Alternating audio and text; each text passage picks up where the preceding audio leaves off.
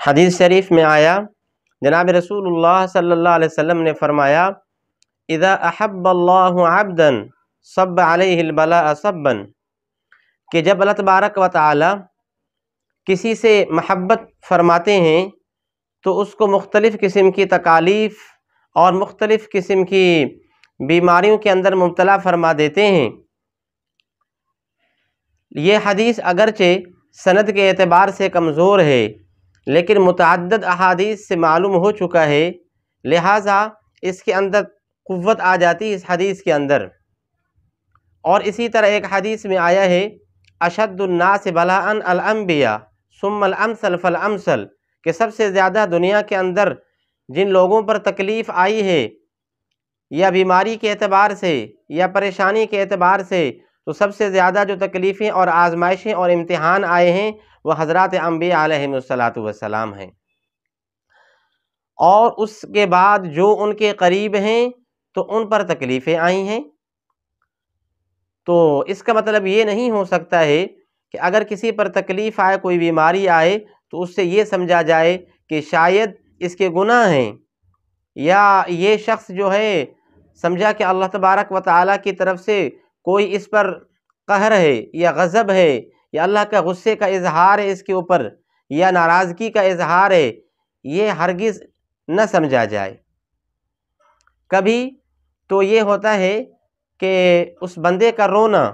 اور دعائیں مانگنا، آہ و بکا کرنا اور اللہ کے سامنے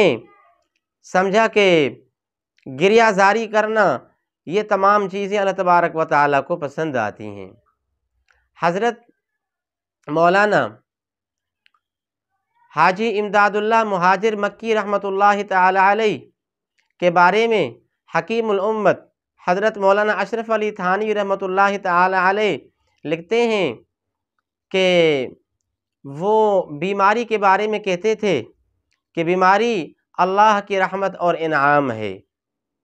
لیکن یہ بھی حدیث شریف میں آیا ہے کہ جناب رسول اللہ صلی اللہ علیہ وسلم بیماری کی دفع کرنے کے لیے دعائیں مانگتے تھے، اور بری جو تکلیفیں ہیں یا جو امراض ہیں تو ان سے پناہ مانگتے تھے،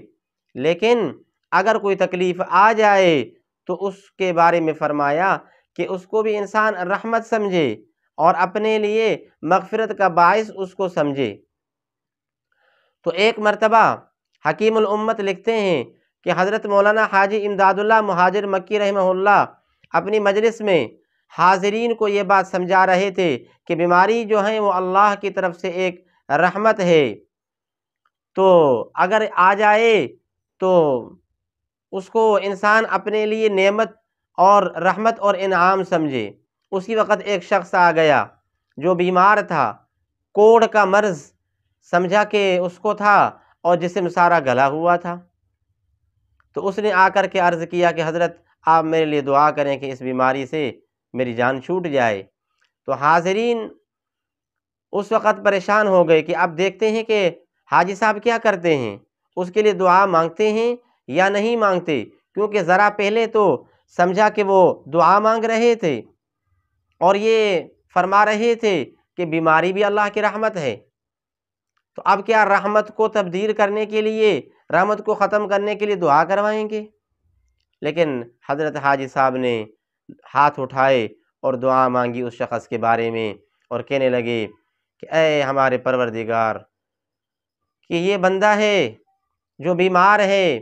یا اللہ بیماری بھی آپ کی طرف سے انسان کے لیے رحمت کا عنوان ہے، لیکن ہم لوگ اس کے متحمل نہیں ہیں، اس کو برداشت نہیں کر سکتے ہیں، یا اللہ اس نعمت کو، بیماری والی نعمت کو صحت والی نعمت کے ساتھ تبدیل فرما۔ تو یہ دیکھیں، یہ ہے بزرگوں کی صحبت کا نتیجہ کہ جب آپ اللہ والوں کے ساتھ رہیں گے، ان کی صحبت میں رہیں گے تو فہم دین حاصل ہوگا، دین کی سمجھ حاصل ہوگی، وگرنہ تو بات سمجھ میں نہیں آئے گی۔